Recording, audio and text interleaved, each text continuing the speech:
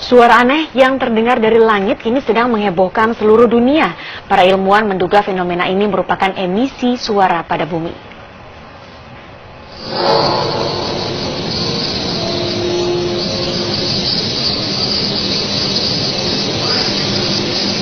Seluruh dunia kini sedang dihebohkan dengan suara trompet aneh, di mana suara trompet itu begitu menyeramkan dan membuat bulu kuduk yang mendengarnya merinding. Beberapa negara menjadi saksi adanya fenomena suara aneh tersebut, bahkan beberapa sempat terekam. Para ilmuwan NASA menjelaskan bahwa suara aneh tersebut datang dari planet bumi sendiri.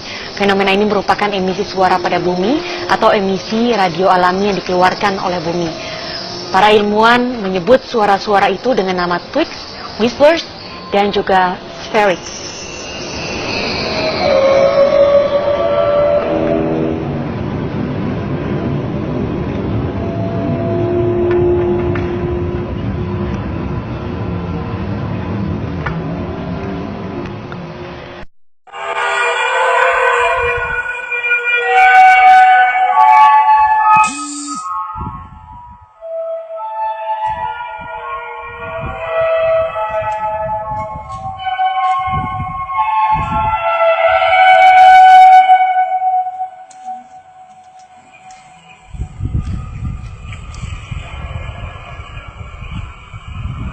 Apa itu?